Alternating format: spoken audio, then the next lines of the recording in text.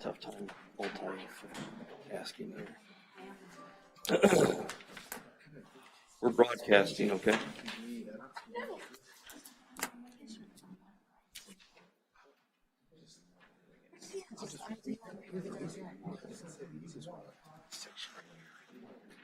Huh? I was going to use this. That's really generic. I like that. Click on that. I'm not. I still don't know if they're gonna have this conference or not. I thought towards the end of See, that May, was early all the way June. up through, so it's really. So you heard I have the credentials to do this, but When I was first on the board, Oh, okay. I felt like I was told This is for the next thing. maybe end of May, early. That's why I told everybody to lay them down because the view would be just the. So should be coming right up. That's all right. Your order every time you do your exercise for the day. You guys ready? 6 p.m. We'll call this meeting to order. Our first order of business will actually be swearing in Trustee Ferguson. So, Trustee Ferguson, Judge Ganey was kind enough to join us for an encore performance of his swearing in duties. come on down. Come on down. Never mind, Matt. It's like the price is right.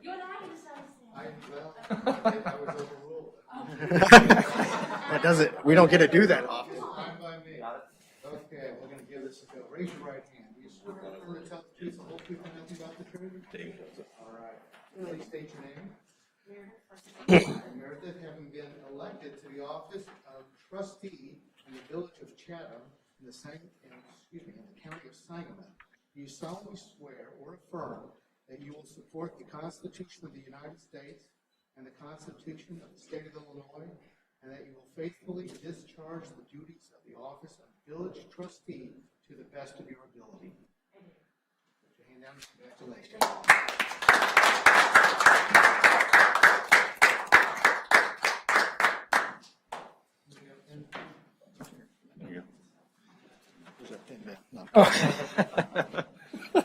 Good question.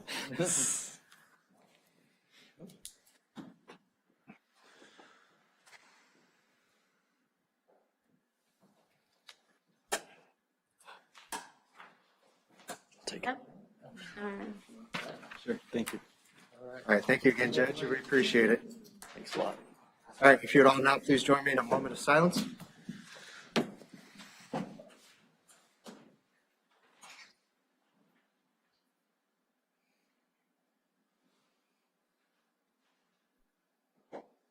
I pledge of allegiance. I pledge allegiance. To the flag of the United States of America and to the republic for which it stands, one nation, under God, indivisible, with liberty and justice for all.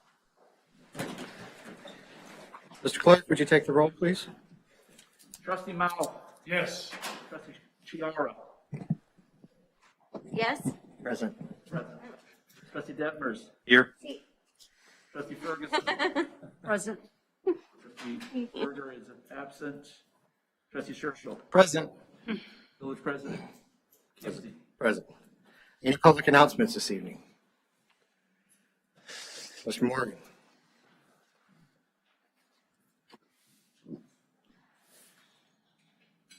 First of all, we'd like to request the use of the park around the Veterans Memorial for Memorial Day activities. There won't be an actual ceremony. We'll be doing like we did last year because of COVID.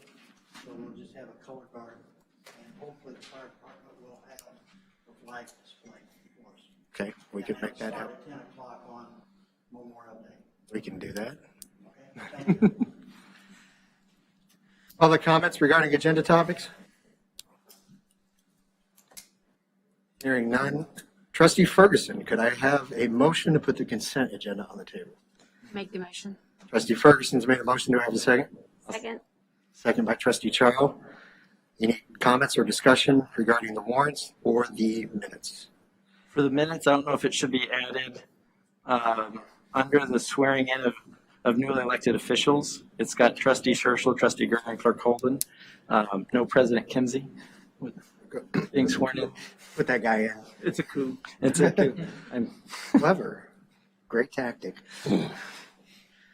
Any additional amendments or changes? Hearing none. Mr. Clerk, would you take the roll? Trustee Mao. Yes. Trustee Ferguson. Yes. Trustee Chiaro. Yes. Trustee Scherschel. Yes. Trustee Detmers. Yes. Cardinal Ridge credit will stay in old business.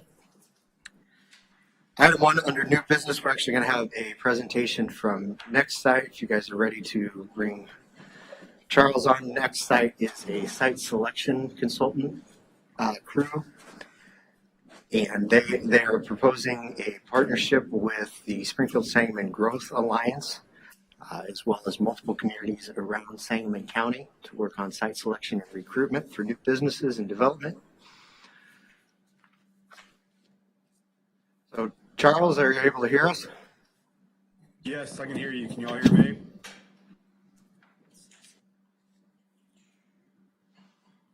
Can y'all hear me? Hold on a second, Charles. We're working on hearing you. Try it again. Can y'all hear me?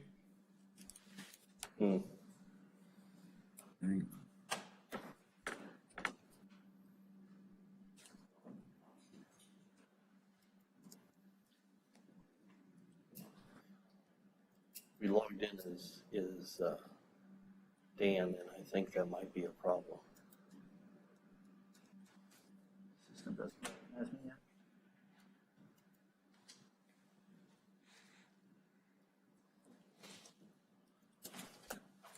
And then there's a trustee system.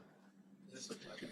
Yeah. I can join in, play it through this. Excited. If you can, I can't get It would be good to go. here to pick up the volume from him. They are having it? If they're having. Not on mute. Okay. See you there. I know, it's moving. All right. Enter your access code or meeting number. For this, it's right here. I normally just look at the pictures. I'm a picture kind of guy. Get your volume turned up, Pat. Yeah. Enter your attendee ID or the When numeric it meeting comes through, pass it's gonna blast. panel.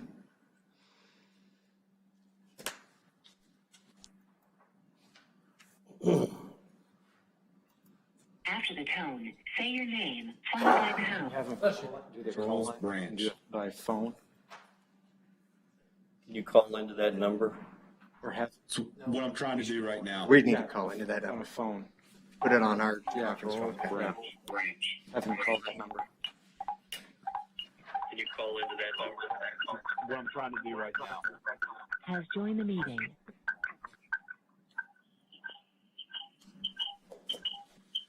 The number you have dialed is not in service. Only call one number. Read that number to me. I think the last time we did this, we all took lawyer jokes until Pat could figure out. Clerk Holden, you're right. We could take care of some of our agenda while he works through that. We'll put Charles on hold for a moment. Oh wait, now he's got it. Enter your access code or meeting number, followed by pound.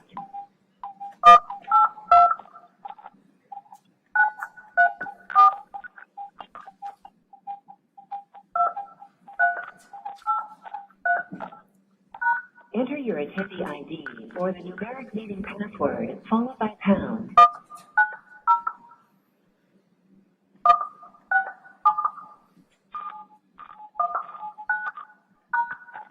After the tone, say your name, followed by pound.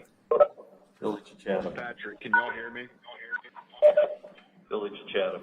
Has joined the meeting. You're gonna want to mute. Yeah, mute this. You're gonna mute that. Okay, Charles, let's give it another go.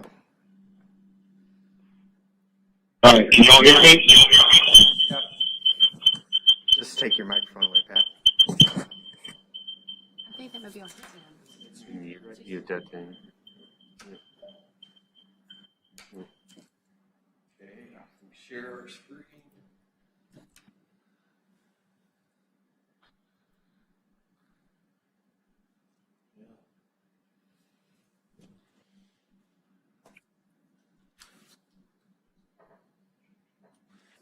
Greg, never mind. Can you mute the phone? The phone's, I think yeah. I think the mute phone is what needs to be muted. Charles, if you want to try to go ahead. Then you have to unmute the computer. The computer was muted. All right, now try it. Nope, nope. There we go. There we go. All right, Charles, let's give this a go. Can't hear you. Charles? Charles? There we go. Patrick, can y'all hear me? Can y'all hear me? We can, yes.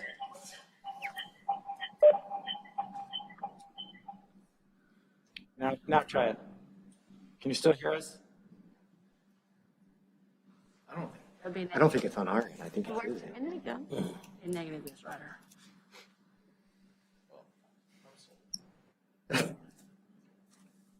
I think we are muted. I can hear you. Patrick, can y'all hear me? We can. Got it. We can. Give him the thumbs up. You're good? Okay. I've got my computer on mute, so hopefully this will all work out. Appreciate everybody's time. I appreciate the opportunity to be invited to your board meeting this evening. My name is Charles Branch with Nexite. Nexite, we are a commercial development advisory firm.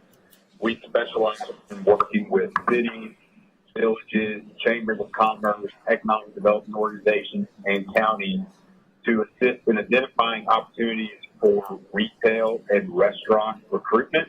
But we also have the ability to assist in other facets of economic development. The only portion of economic development we do not get into is industrial recruitment. Part of the reason for me having the opportunity to introduce myself tonight is our relationship with Ameren, Illinois. We partnered with Ameren back in September of 2020. They engaged us to work with communities throughout their footprint and allow us to provide our services at preferential pricing. Through those conversations, I got connected with Ryan McCready at the Springfield Sangamon Growth Alliance. He's been very interested in what we can provide to all the communities throughout Sangamon County, and has shown that by wanting to step up and take on a lot of the costs for our services to have the opportunity to work with communities throughout the county's footprint. So I know a lot of y'all have the presentation in front of you as far as what we do and what we provide. If you go to page 3, which should be the page that starts at the very top, says research and market analysis. Everything we do actually starts with that phase and putting that information together to identify the opportunities that make sense for retail and restaurant recruitment opportunities in your market.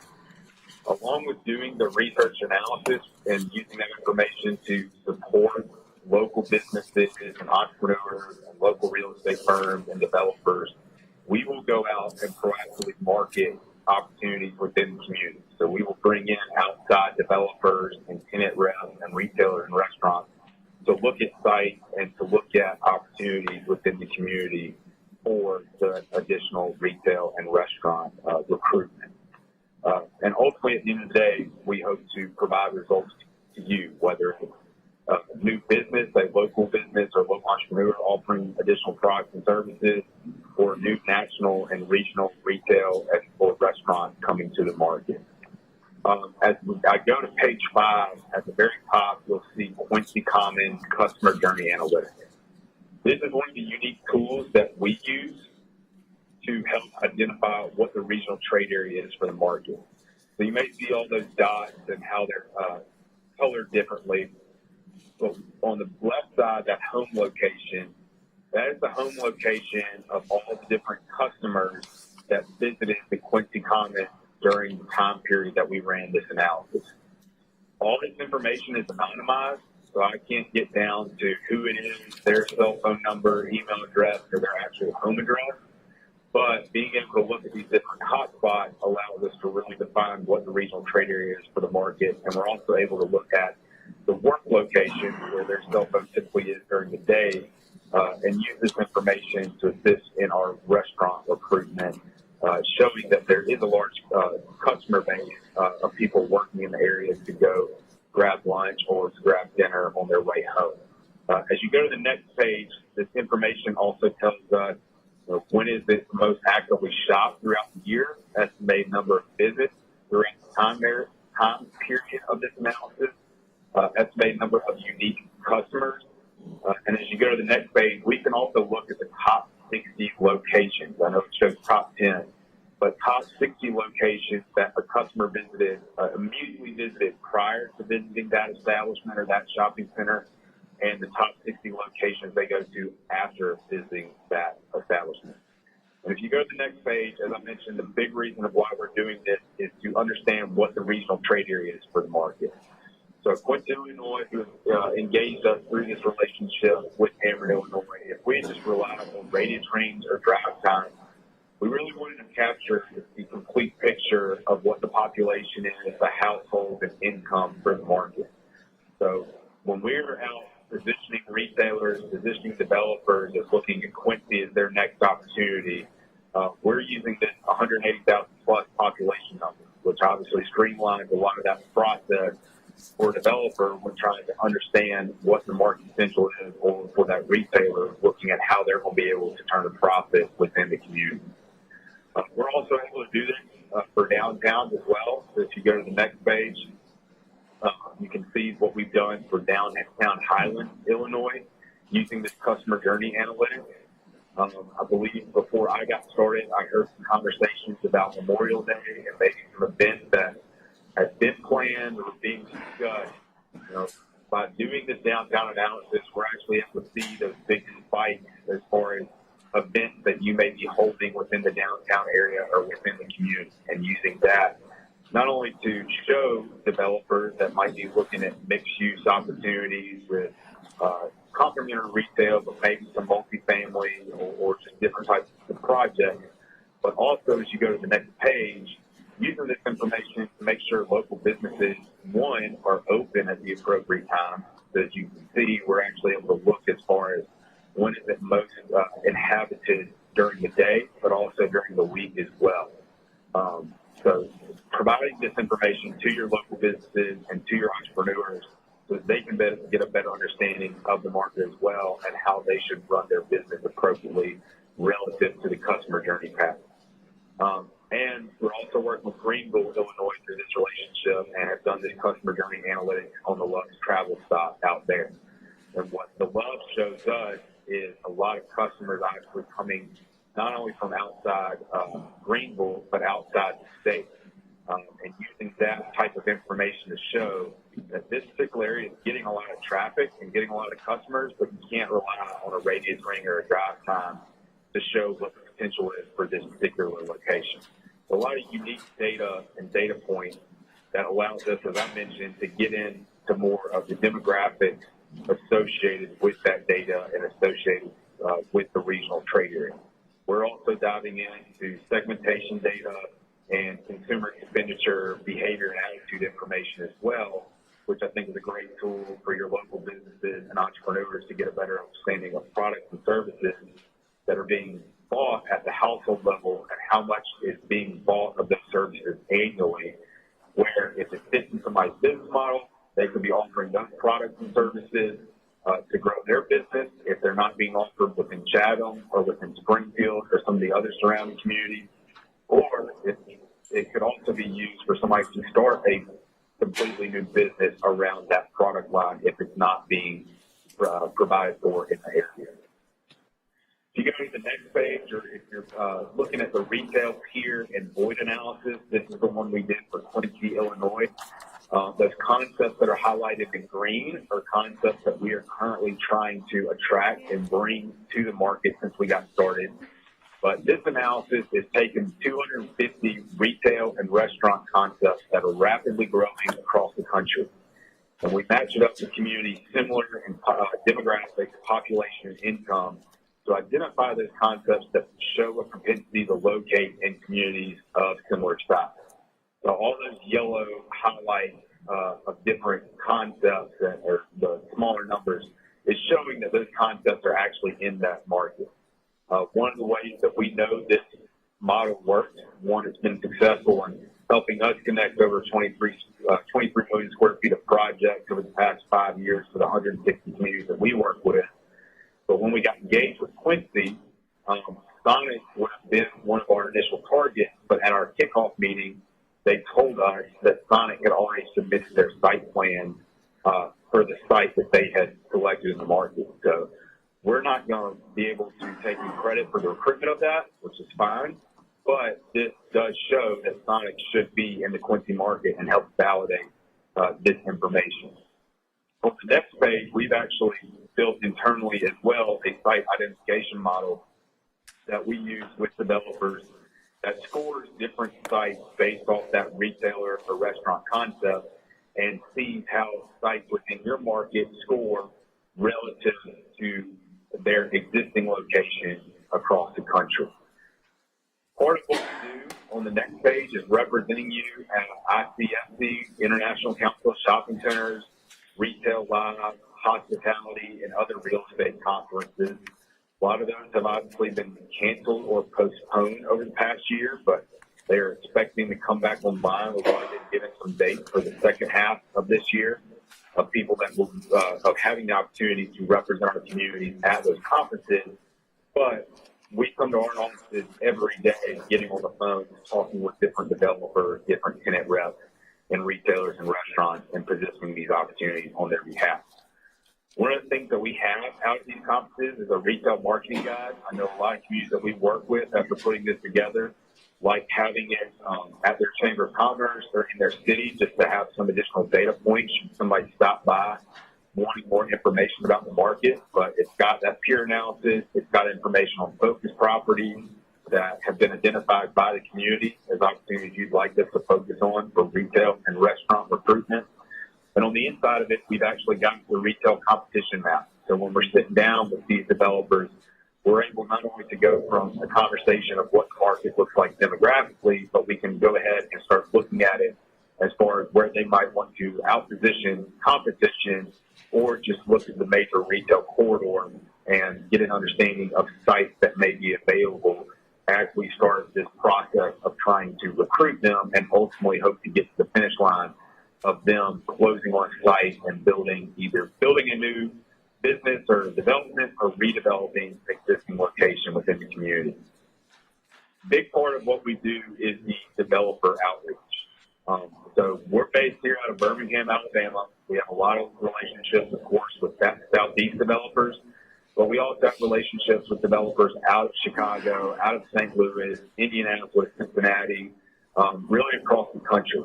And one of the things that we've learned since we started our company back in 2015 is how the developers can do projects across the country. So one of the things that we're doing is basically vetting these developers, making sure that they've got the capital structure, they've got the relationship. If they're going to come to your community and do a project, we want it to see it get to the finish line. We don't want them to tie up a piece of property and just sit on it or try to put something together when they didn't have the relationships that they said they did. So we've had a lot of success with these developers that you see on the screen, but this is just a handful of some of the developers that we've worked with in the past. So wanted to show an example. This is another retail peer and void analysis for Albertville, Alabama, who engaged us back in April of 2018. You see some of the concepts that we identified once we got started: Firehouse Subs, Dunkin' Donuts, Ulta Beauty, Dollar Tree. And if you go to the next page, happily I can say that all these concepts are either open for business or under construction within the Albertville market. And a lot of these have been moving dirt over the past year, even while we've been in the pandemic. And it was all, one, identifying realistic opportunities for the community, being able to go out there and sell the story with our unique analysis, and bringing the appropriate developers to the market. As you go through the next couple pages, you can see other communities that we've worked with. As you look at it, you'll see that we've worked with communities as low as 2,500 in population, all the way up to 35,000 population, and we've even worked with communities 100,000 plus in population. So all shapes and sizes of communities that we've had success in connecting those dots, bringing in additional development, or bringing additional opportunities to the community. So with that, I'd be happy to open it up to any questions to the board about our services and what we are proposing through Ameren, Illinois, and through the Sangamon County Growth Line. I don't know. Charles, can you hear us? The phone. I don't think the microphone is Unmute your phone. the phone. Right here? Yep. Can you hear us, Charles? Yes, I can hear you now. Great, thank you. Appreciate the presentation. I may have missed it. How do you capture that foot traffic data that you talked about at the beginning of the presentation?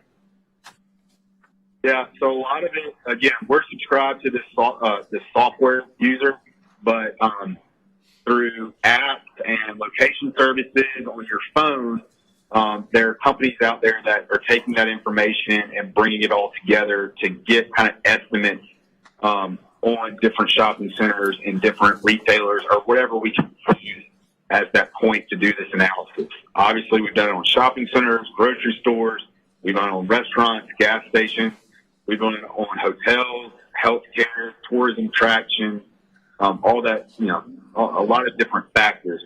But it's really taking some of that information from your location services on your phone and putting that type of information together into an estimate that allows us to get this type of data and use it effectively. Okay, thank you. And I had a question at the end on the pricing on the agreement side, just on the research versus success fee. Yeah. So one is if we just went just straight deal with you where it wasn't contingent on how many businesses you would bring in the community, correct? Yeah. Whereas the other is the smaller fee, but then it would just be with each potential business that would come in. Yeah, so how we structure this proposal, typically our services would cost $40,000 to $50,000 per year in a 3-year agreement. Through the relationship with Ameren, Illinois, communities of your size have the option to engage us at $25,000 per year or $15,000 per year, plus that success fee schedule that's outlined in that proposal.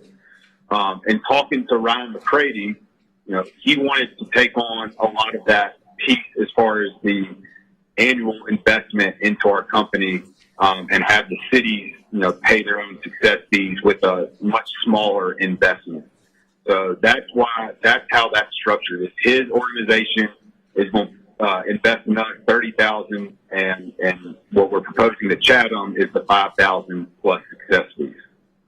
And those success fees are earned only when when that business is open, generating tax revenue, hiring employees, having a positive economic impact, and improved quality of life within the community. So it's not about, targets or site visits or sites under contract. It's got to be open and operating within the community.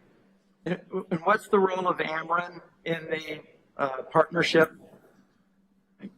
Yeah, Ameren's role is really just wanting to be, a good partner for their communities. Obviously, us being successful in bringing more commercial development to their footprint and to a lot of different communities allows them to sell more electricity and to sell more services.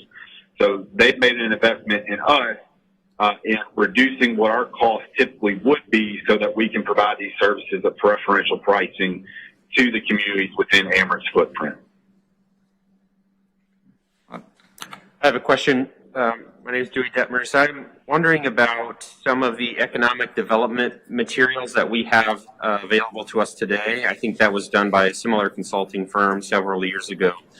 If we were to elect to move forward with your firm, do you anticipate those materials being updated and we'd be able to share them on our websites freely? Some of the statistical data that, sorry, go ahead.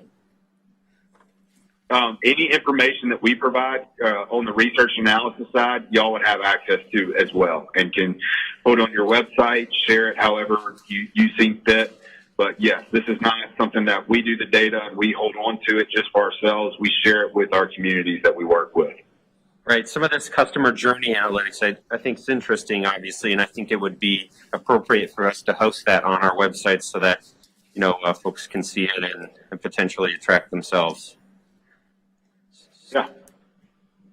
Okay, just making sure. And then lastly, the success fee, if we were to elect that payment option, that's a one-time success fee for that location, correct? It's not in perpetuity or... That is correct. It is a one-time fee for that business, and that's why we restrict our success fees more to national and regional concepts, not to local businesses and entrepreneurs that are expanding their footprint or starting a business within the community. It's national and regional concepts that are subject to that success fee. Last question, I promise. So if we were to engage in an agreement, I think that is the term typically 3 years that we're a partner? Yeah, it's typically 3 years. Retail recruitment, anything commercial development's a marathon, not a sprint, unfortunately. I could hang up on this call with y'all, call up a developer right now that's interested in the market, and it'd probably take 18 months, to get that project to the finish line where it's actually open and operating. And that's a best case scenario, no hiccups, anything like that. So we want communities that we work with to understand that this is a process and to work the process with us to achieve that ultimate goal of having results and bringing new retail or commercial development to the market. Understood. So obviously it would be in our interest to continue that relationship, but if for some reason we felt that it wasn't worth the continued investment, how long do you have rights, if you will, to any particular retailer that comes in after our agreement's been terminated? For instance, we're talking with Burger King, it doesn't work out, and then you and I break up, and then 17 months later, Burger King comes in. I imagine that you still have some recourse there, and I'd just like to understand that. 2 years. Yeah, typically we have a 24-month period after the initial three years for communities that don't want to move forward with us. And again, that's for protection on our side. Just, working a big project that's going to take a lot of time, that might not get finished to that 4th or 5th year, or just some of those concepts where the timing didn't make sense. I had a community that I'm working with today that we got the developer and the retailer to the table, and timing just didn't work out yet. We know that retailer is going to locate in the market eventually, and we've done everything that we need to do, but sometimes there's only so much we can do. So that extra 2 years is just to protect ourselves. But when we also get to the end of that first initial 3 years, and if you do not want to move forward with this or continue the relationship, we can provide you a list as far as developers, retailers that we have talked to on your behalf over the past 3 years that may be subject to those success fees going forward. Understood. Thanks for the color. Okay. Trustee Detmers, just to follow up, Trustee Detmers, with the 24-month, have you negotiated that differently with any other of your other customers on a different timeline other than 24 months? No, everybody that has gone with this success fee route understands the 24-month period to protect ourselves, understanding that things happen, that there's only so much that we control. And at the end of the day, even if they're not renewing with us after 3 years, but something comes within that additional 24-month period, typically people are pretty happy to pay us the success fee because that means a new business is coming to the market and the city gets building permit fees, additional property tax, additional sales tax, offering more job offerings within the community. So that has not been something that anybody has negotiated with us in the past. Charles, I have a question. Meredith Ferguson. Yes, ma'am. Talking sort of about your timeline, I looked through here and there's just a success story in Oxford, Alabama. Could you sort of walk through do you have specific information on how you located all of those different businesses in Oxford and what kind of timeline it took you to do that? Yeah, so Oxford, who we are still working with, a lot of our Oxford have actually been, they have an old enclosed mall that they're redeveloping to a more outdoor lifestyle shopping center. So a lot of our efforts have been helping try to redevelop that mall because it's a major asset for the community. But there's been some other shopping centers that had available out parcels within the community. So we believed, or we felt, these concepts made sense for the market, and they obviously did. And just knowing developers that had developed for Moe's Southwest or had developed for Chipotle. We're doing a lot of work with franchisees for Planet Fitness right now. It's just, again, it's trying to connect those dots or connecting those people to the property owners or the leasing agents or the real estate agents within the community that are representing those properties. So we're not brokers. We're not trying to cut ourselves in on the transaction piece of the deal. It's just connecting the appropriate contacts that have had success and can help get these things, where they're open within the community. So what kind of time frame did it take you to produce all these? We were engaged by Oxford, Alabama, I believe it was 2016. So a lot of those concepts did start locating in year 2 and year 3 of our engagement with Oxford.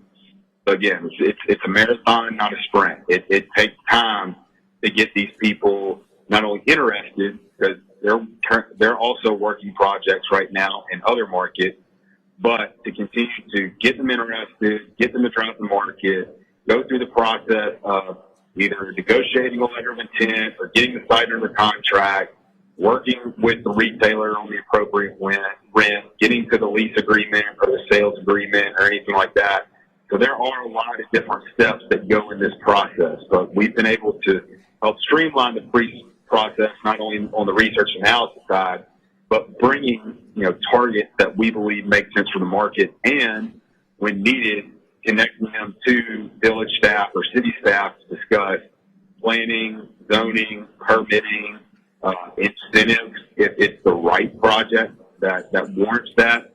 But again, trying to make the process easier, not only for the community, but for the developer as well, so that everybody wins through this process. Okay, so basically, for some of these retailers, you're saying it took from like 2015 to 2017 to go from ground dirt to an actual building, franchise? Correct. Yeah. Yeah. From going to an idea to an actual location. Okay. Thank you. Yeah. And again, a lot of those are best case scenarios. Again, we've had a lot of success in our second and third years with a lot of communities, and they know that going into it because it is a process. But it does take time not only to get them interested, but then to get those buildings built and everything else that goes into it. Kristen or Matt? This is a lot of information to go through.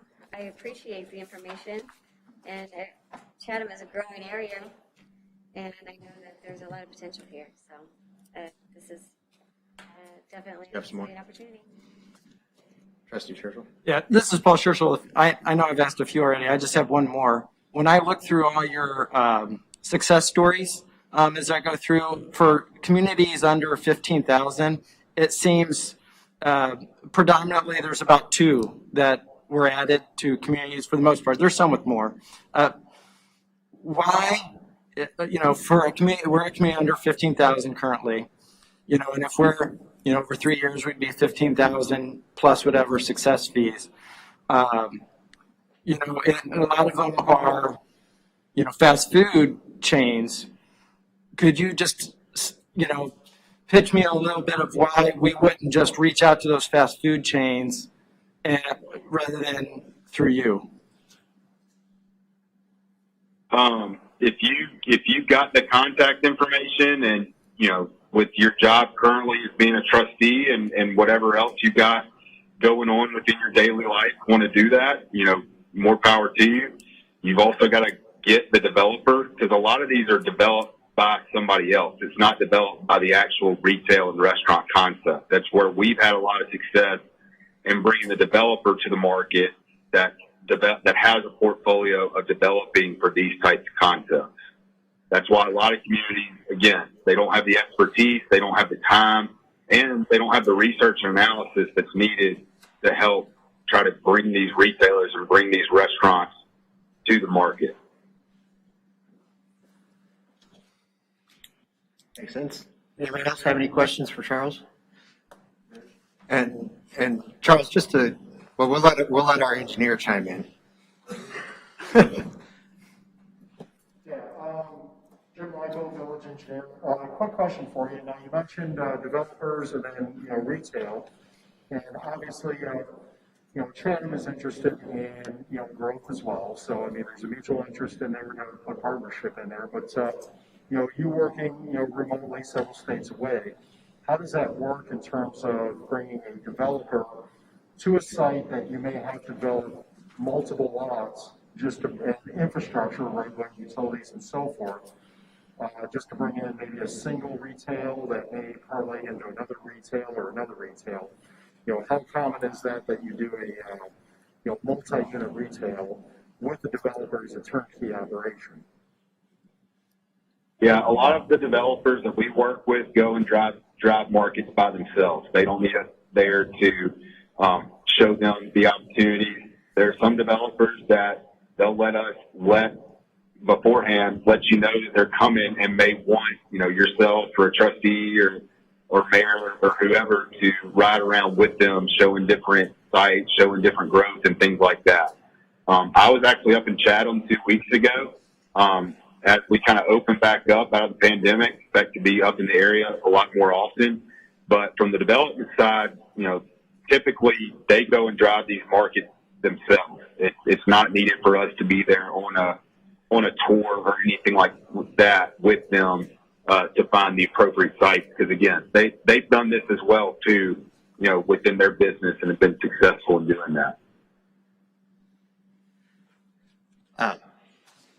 Do you want to talk more about how your relationship with Ryan and the Springfield Sangamon Growth Alliance and how this is kind of playing out, that it's more of a countywide approach that's happening in this with, individual villages are starting to review your services and decide if they're going to be a partnership under the SSJ's umbrella to push this? And I know Ryan will speak a little bit differently on how the Growth Alliance, their work centers more along large business and industrial type location, and you've got a different avenue that they're in.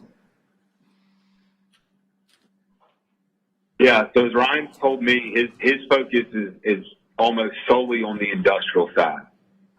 To do what we do, and to get all the software services that we provide, he'd have to go spend, $100,000 plus to put all that together. And what our thought was in doing this was finding a way to make it more cost effective for the communities within the county, but two, working with a collection of communities throughout the county allows us to drive more development to the area. Or at least when we're bringing developers to market, they can basically fill up an entire day driving the county and looking at different sites.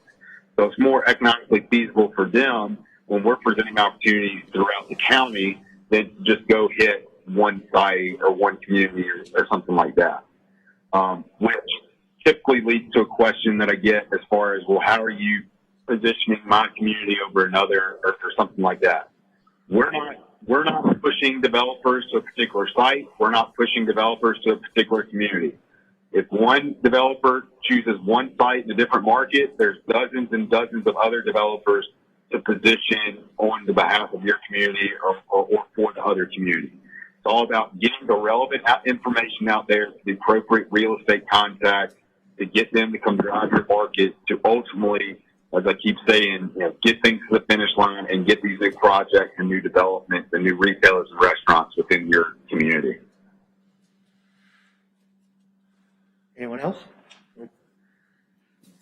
Hey, Charles, again, thank you for your time. We appreciate you dialing in and working through our audio. Not a problem. I appreciate everybody's questions. They were really good questions, very insightful. We look forward to the opportunity to hopefully work with y'all. If you have any questions, feel free to give me a call or anything like that. But appreciate y'all's time and I hope y'all have a great evening. All right. Thank you, Charles. Thank you. Thanks.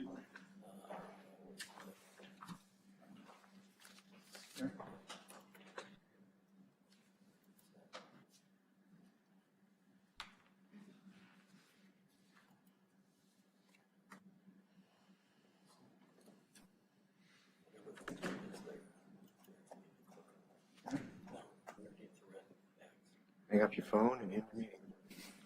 Thanks for using WebEx. Visit our website at www.webex.com.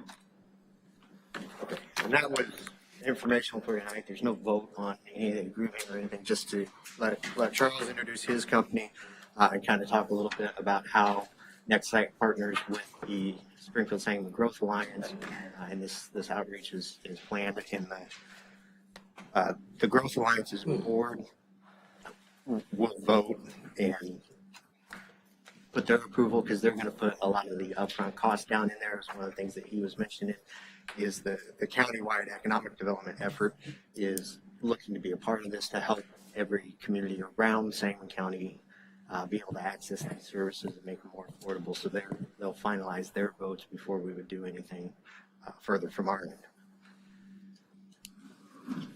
Item 2 is a resolution releasing the letter of credit for the Willows. Can I have a motion to bring this to the floor? I'll make that motion. Trustee Charles made a motion. To have a second.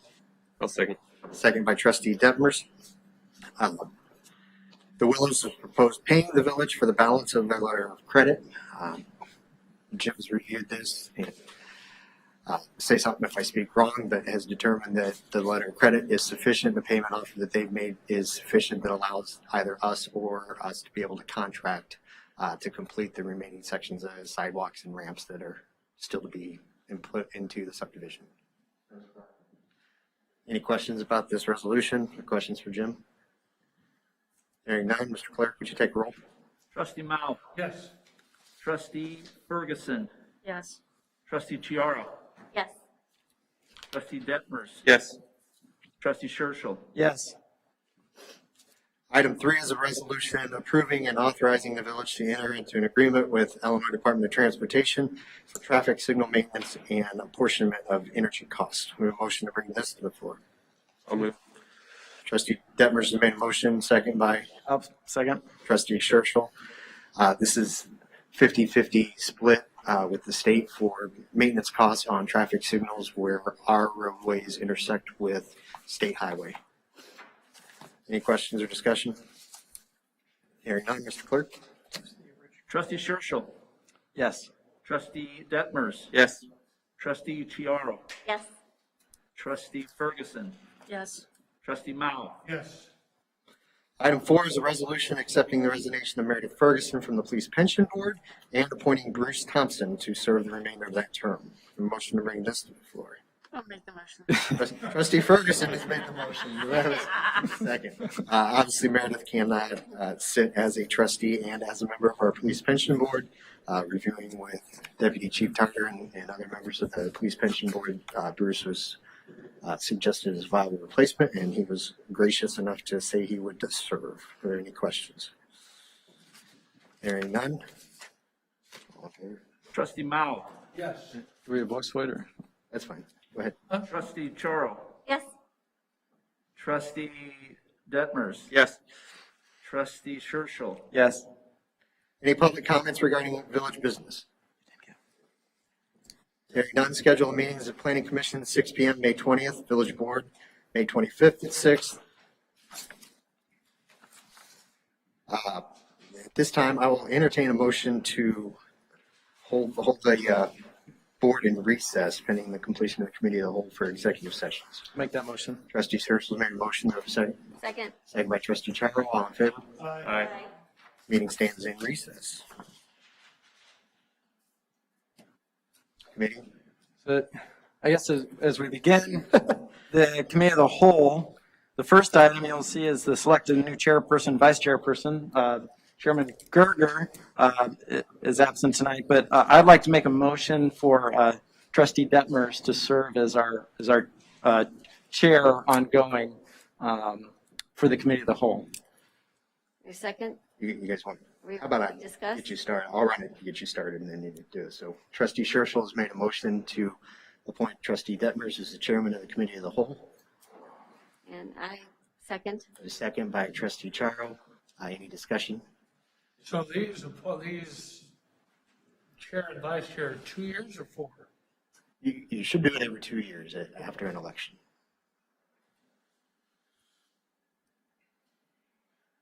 All in favor? Aye. Opposed?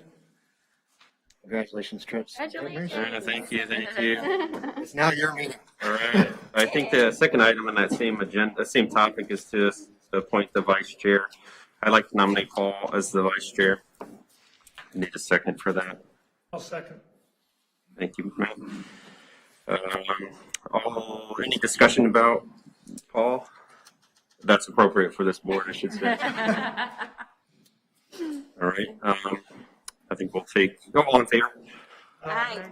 There you go. All right. Nice job, Paul. All right. Second item is just roll call, please. Trustee Mao. Yes. Trustee Ferguson. Present. Trustee Charo. Present. Trustee Detmers. Here. Trustee Scherschel. Present. Are there any public comments regarding agenda topics? No. No, thank you. I'd like to have a motion to approve the minutes from the April 13th meeting. I'll make that motion. Motion made by Trustee Charo. Is there a second? I'll second. Second by Trustee Mao.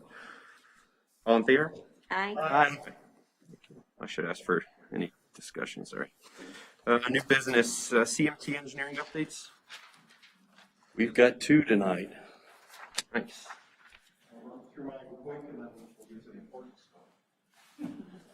2 from you or 2 total? Oh.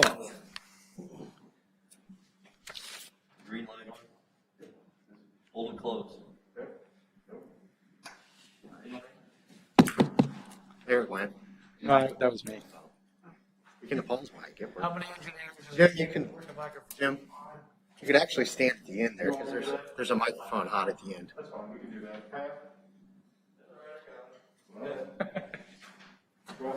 Yeah. Okay, a couple of items tonight. MFT resolutions, the items that you guys voted on the last meeting. One was general maintenance activities, and then the other was improvements for Oak Brook Avenue. Those were submitted to IDOT for review and approval. Subsequently, we finally got review comments on the Oak Brook plans that were submitted in February, so addressing those, and we're looking at a mid-June letting date on those plans, so that will definitely move forward this year. Patching activities associated with MFT are continuing along on Plummer Boulevard. I'm sure some of you have seen some of the maintenance traffic out there, but working our way back to Route 4 and then jump over to the other side of the road and then work our way back over to the bridge. So that's continuing along with the street crew. Another item that we've been working with or coordinating with Dustin on in terms of the water is, several of the main breaks that we've been experiencing, a couple of times a year along Route 4. Old 6-inch water main along the east side of the roadway, pretty much from the, south of the square all the way north to Cottonwood. One of the things that the village wanted to pursue with this, working with Pat and Dustin on that, was possible either replacement of that main or abandonment of that main and switching the services, commercial services along the east side of the road over to the west side of the road where there's a parallel 10-inch main. One of the things that we've been looking at is several different ways to approach that. Everything from just switching services over to reconstruction of the line or drilling a new line in, directional boring a new line in to lining the existing line. kind of interesting the way that the market has been working out in terms of materials and COVID and availability of materials. First of all, conventional construction, just moving the taps over, includes a bunch of maintenance traffic activities along IDOT, pavement patching along IDOT's roadway, encasement of water main services and so forth. So a lot of secondary costs associated with that activity, and we're looking at somewhere in about the $750,000 to $800,000 range for that. At that point, we explored other activities or opportunities to do that. One was directional boring a new 6-inch line along parallel with the existing one to keep all the roadway construction and pipeline construction on the east side of the roadway. In coordinating with Petersburg Plumbing and Heating, at this point, they're saying that flexible plastic boring pipe, they're actually pursuing ductile iron pipe because it's cheaper. So at the cost of $250 a foot is what the plastic pipe is going for these days installed, based on scarcity and unavailability of the materials. So then the other option that we looked at was pipe lining, similar to what we did a few years back underneath Plummer Boulevard. They have a lining ability to do up to minimum 6-inch pipe lining.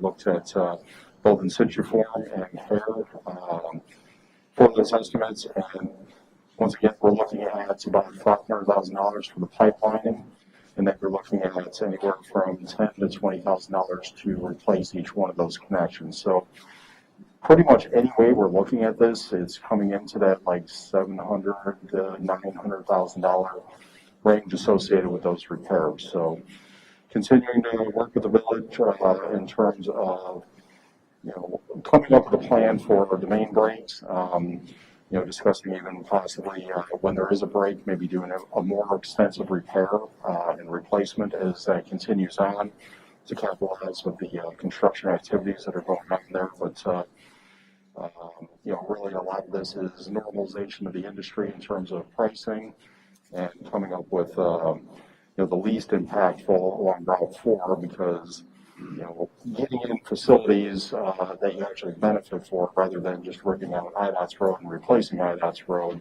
isn't a big benefit to the village of Chatham, but still working on opportunities and then thoughts on that as that continues on.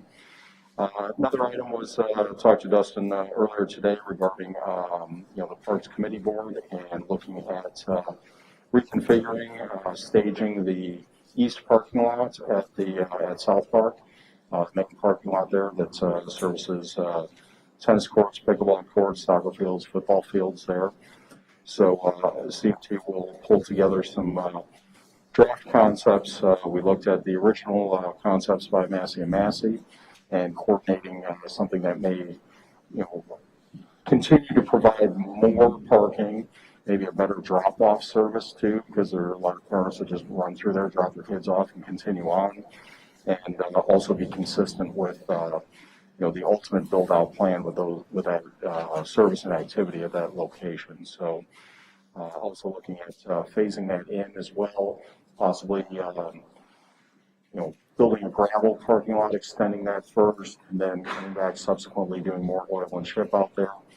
And the other thought was possibly with the grant monies that the village is looking at for bike path sidewalk, possibly relocation of the bike path on the outside that would conflict with future parking areas, and somehow incorporate that with more of an internal network bike path. But we'll work with Dustin, come up with some concepts, and present that to the board for input and comment.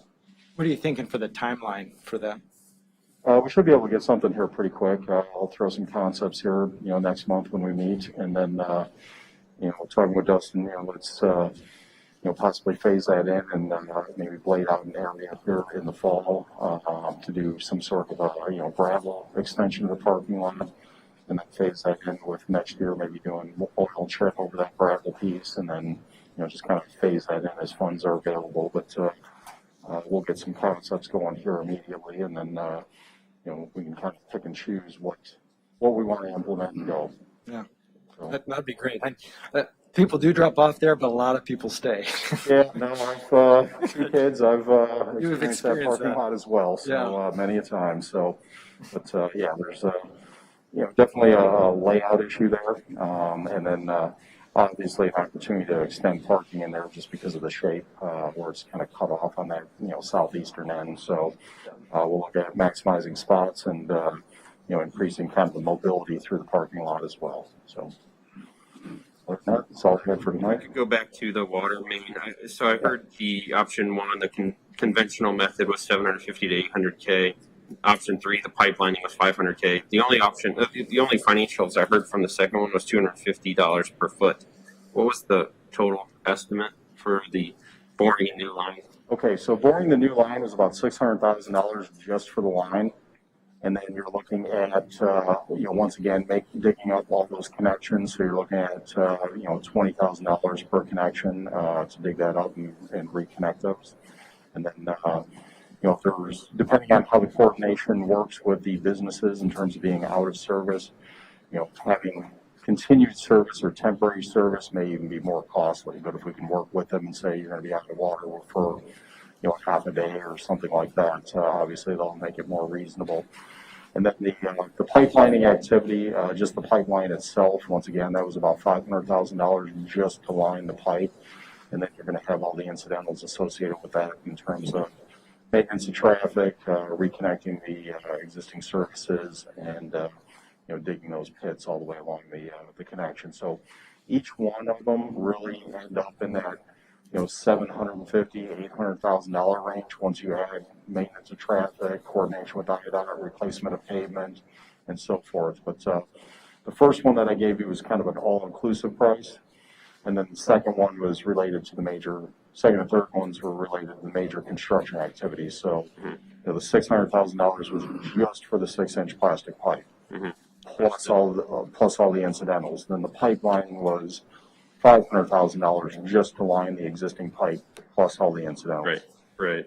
And then could you give me an idea, or could you give us, I should say, an idea of what the cost is to repair a break in a given, like we've had one recently. What's that all-in cost?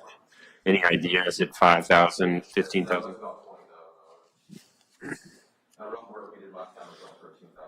Yeah. Thanks. That was 2 grades, so it just depends on how big it is and how. Sure. We have the line stuff and all of Yeah, I'm just trying to think like how much should we consider replacing it versus having those repeated break costs? Yeah, that's one thing that we've been bouncing back and forth. And even if there are break costs, maybe it's something that we have more of a plan put together when there is a break. Possibly doing a larger section of replacement of pipe, so we're not going back to 3 feet away from the place that broke on the next one or the next one or the next one. So. We've talked about a phased approach with this associated with breaks, but, obviously that's not ideal and can't be planned. But, in a perfect world, making the improvements and, either one way or another, moving the taps over to the 10-inch line or replacing or lining the 6-inch pipe would be, much more convenient, I guess, for, operations and future maintenance. But, once again, it's quite an investment to replace that line. So just working out the most feasible option here.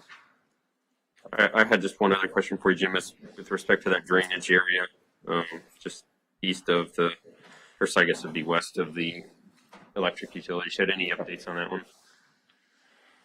At this point, we have the concept in place. It's just a function of funding or which way we want to move forward with the village. I'll continue to work with Pat on that and, see what the village wants to pursue. But, as we discussed at a prior meeting, we have a concept of additional piping and, detention facilities in there. But, it's a funding issue at this point. Yep, got it. Right. Any other trustee have questions for Jim? There is a 4th option. And that 4th option is to leave it the way that it is right now. Are we referring to the drainage or the water main? The water break. Right. Yeah, and that's what I was. It's a small leak. Right. It looks, it'd be tough to fill a bucket with it, it seems like, during the day. For those kind of prices, they can't justify doing any of those options. Right, and that's where I was going personally, just to understand how much it costs to do those individual repairs, and we could do. We have loss in our Dozens of system them. every single month, every single year. What we're losing there, we don't know, we can't see, but what we can see on the surface is not much. But until either the price of pipe or something drops down, I can't justify spending $500,000 to fix a 6-inch line on Route 4 when we only have roughly 4 or 5 services off of. What are the X factors that if we went that route, in terms of, not doing that? If and when something would break. And if you ask Dustin's crew, it only breaks in the middle of the night when it's pouring down rain, right? And in the winter. In the winter. At the worst possible time to be in a hole, that's when it breaks. Yeah, right now we're working on trying to eliminate the expenses. One is we hire contractors to come in and break the road up. We don't have the equipment. So right now we're talking about renting a hammer that would work for our backup. And we were able to try to fix this cool slong that's kind of leaking out here. And we had the leak detection crew come in. And they think it might just be the actual, there's no clamp on there. So we think we can just tighten that down and do a small hole. And it won't be that expensive to fix. And that's the best case scenario.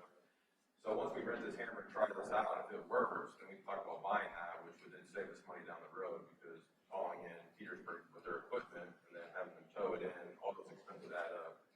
I think it's actually on the warrants this month from the two brokers. And then also, I think getting on with the large traffic control devices that we didn't have and maybe buying those and keeping those for the once or twice a year would save us money. And I'm even working maybe with the guys on training them to do the concrete to state standards. I think that would save us a ton of money too. So if we can do all those things and train the guys that way, I think we can save a lot of money and keep it in service. Now, the concrete, is that the water department crew or the street department crew? I'm not over the street department, so I would be training my own crew. So, yes, that would be the obstacle for The water guys repair the streets in that circumstance? Is that what? Well, like right now, they'll backfill, and with rock and sand, we would hire that out for the concrete, but my guys have done concrete before. I'm not saying we're gonna go that route. This thing is gonna look into that, and then maybe repairing it, and then having somebody come in that might be cheaper than the contractor we're using now, just to do the concrete, so. Yeah, I guess I was thinking that the water, like the streets crew busted it up. I know we use Petersburg today, but in the future sense, it makes sense to me that the street crew comes in and busts it up. The water guys jump in there, fix it, hop out. The street guys fill it back in to the street standards with street equipment. But yeah, obviously we can talk about that as things progress. And that's one thing that we're just saying, if we have more of a game plan associated with the emergency brakes like that, it may be where, we get a $20,000 brake, but maybe we throw $30,000 at it, replace, a decent section of pipe or expand the trench while we're out there to capitalize on the work that we're doing and improve the system and just kind of march along. It's, I agree with Pat. I mean, it's, as soon as our water guys gave us the first price, I'm like, yeah, there's no way. We're spending $750,000 on replacing a 6-inch main, for a handful of services. And it's like, even going back with Dustin, it's like, well, for a $20,000 main break, I mean, we could do a lot of main breaks for $750,000. The thing is, it's usually happens in the most inconvenient time, and you can't rely on, can you provide services to your, patrons at that point, and who's going to be without water or, on a temporary boil order and those things. But, it's a budgetary thing. So, and we understand where the costs are at, but, how do we do it more efficiently? So I look forward to talking about this more. Any other questions for Jim? Thank you, Jim. Turn it over to Bill.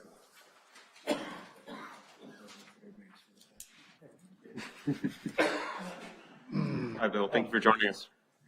Sorry, what? Thank you for joining us. Well, thank you for having me and giving me a chance to explain this. Briefly, I'm going to talk about just what the chloramine process is involved in. First of all, I'll give you the date.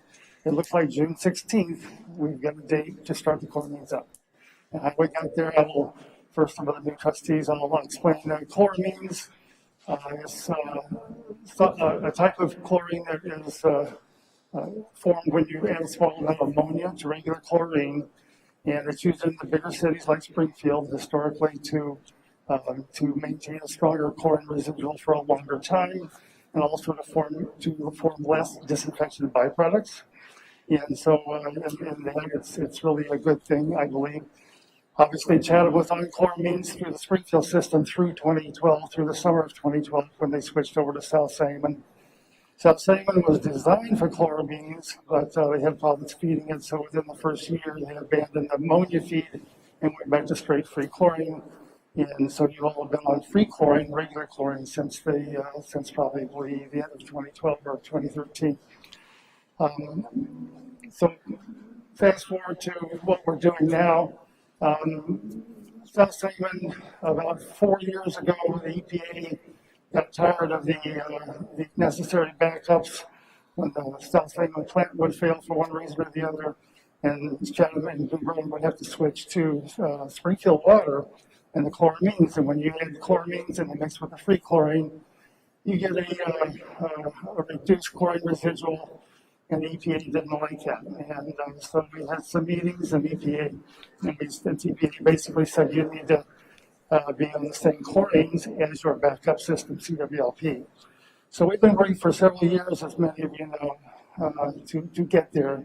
We've been through 4 water superintendents at South Sangamon, turned over the board. We've been through 3 board chairmen. So it's been a difficult process, but we're finally there. In April, we had the chemical company that provides the ammonia chemical and the pumps come to South Sangamon and run a test. This was April 14th. The test did not go well because the controls weren't quite in place as where they should be to get it going. They fed the ammonia for a while, flushed all the water out of a hydrant in front of the plant, so you never got any of this water. And so then they scheduled another test 2 weeks later. So on April 28th, they came back after the controls were fixed, did an ammonia feed trial. The chloramines were then fed successfully. Again, the water was flushed out of a hydrant out at South Sangamon, so no water entered the system. They came all the way here in case there was a problem, but everything went smoothly at that test. And so the system is deemed to be ready to go. And so that's where we are right now. The process is the South Sangamon board meeting was put off for a week, and they're now meeting on Tuesday, May 25th. And the next day, after the board reviews the informational statement that's going to be sent to all community leaders and the residents that are on this water, the notification will be approved by the board and will go out the next day on Wednesday, the 26th or 7th of May. That notice will come to Chatham and to New Berlin. It will also go to all the South Sangamon's residents and that are between South Sangamon and here, and the ones that are not on one of your village systems.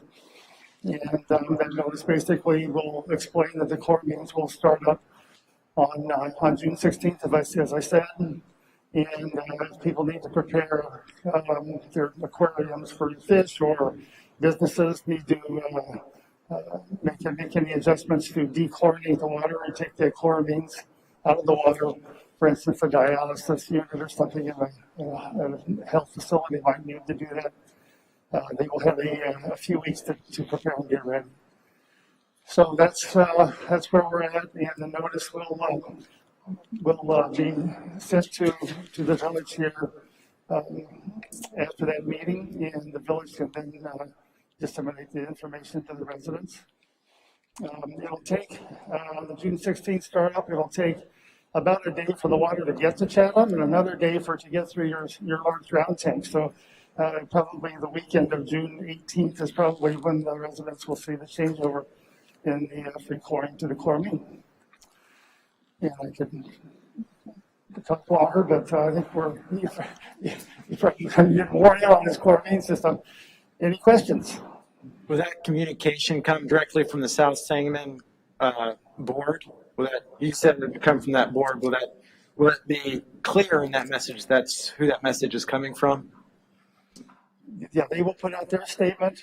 The village, Justin and Pat, and anyone else that wants to see it can review the statement and make any changes that you feel are necessary to, specifically for Chatham. We'll have an opportunity as well.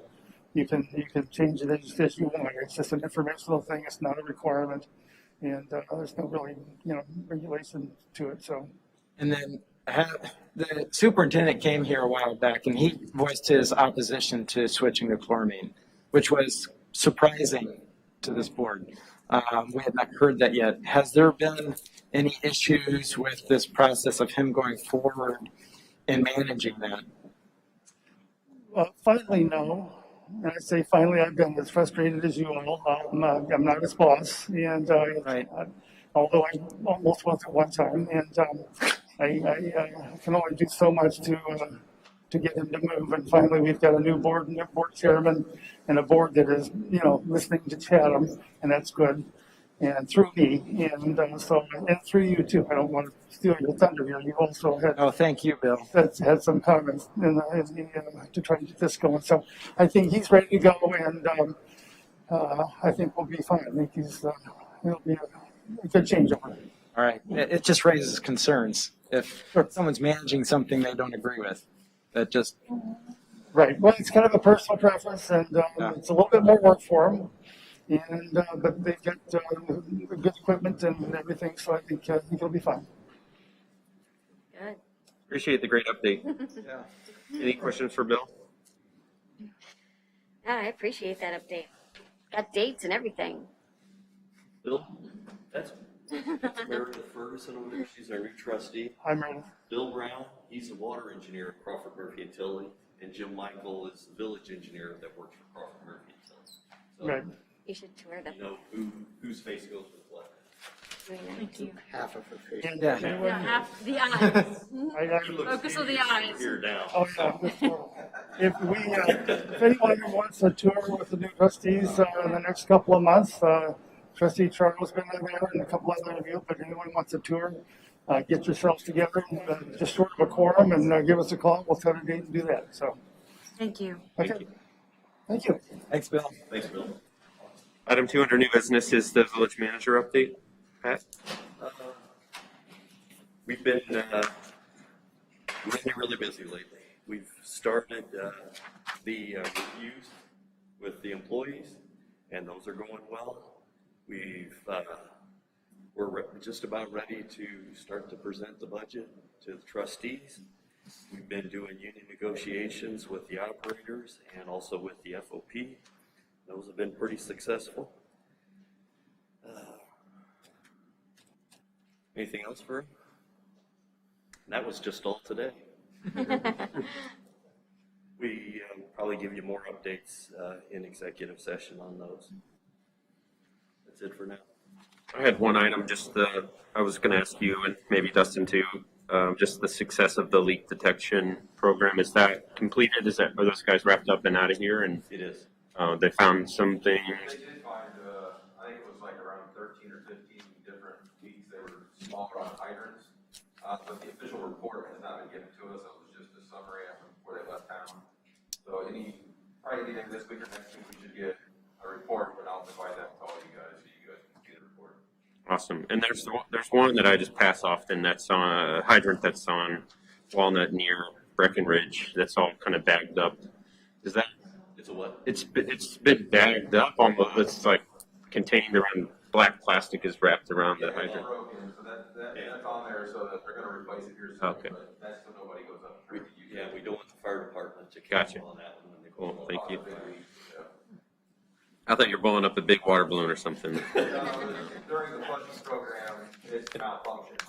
So they have it out of off now, but they didn't want anybody to use or mess with the valves. Gotcha. Okay.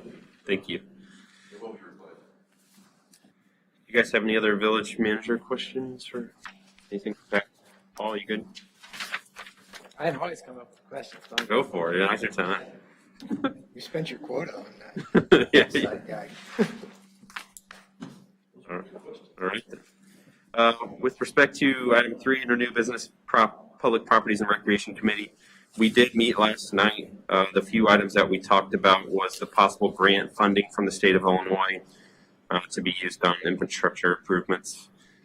Just talked with Dustin a little bit briefly that we did revise our submission to the Illinois State grant team and just waiting for feedback from them. The only thing we've gotten back was that they've been in receipt. They don't have any questions from us at this time. And when we countered with, okay, when will we get our money? They don't have an answer yet. So we're excited for that opportunity. Once again, just as a reminder, once we were to get approved, then at that point we have to finalize the projects that we're interested in doing and then getting bids and then moving forward. So, but Dustin's promised that we'll have all the projects done by early May. Early May. Early May. Early. We appreciate that commitment. Yes, he didn't say what year. You only got to be as accurate as the Corps. Yeah. You didn't give us a year. Just kidding, but we are excited. So the second item we talked about was community interest in establishing a skate park, and there's some folks that are interested in putting together some skating facilities at Community Park, just in that little baseball pitching mound area that's not being used today. It's a real small area, but those folks are trying to seek financial support for that, and they'll bring forth any proposals that they have, I guess. The last item was just an update on the community garden. I know that the village really didn't play a huge role in that garden. I think that was really just Will Tracy's continued efforts to have that done, but it's near my home, and I did want to point out that on Friday, I think I counted 15 people out there just checking out plants, and it was really cool to see. So good job, Will, although he's not here. That's really all. Oh, and then the parking concerns at Community Park, which Jim already mentioned. It's kind of crazy right now. So that was the public properties. Any questions? All right. Utility Oversight Committee. Paul? I don't have anything. Awesome. And then last item is village manager qualifications. Has there been any progress? I know Brett's not here, and he was kind of leading that. Do you know, Paul, if there's any discussion there to be had today?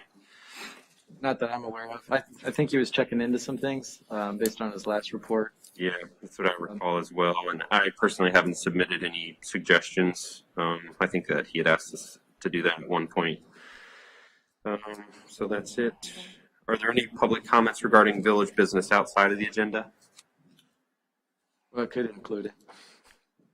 Oh, I guess you're right. Any and all. Peanut gallery over there.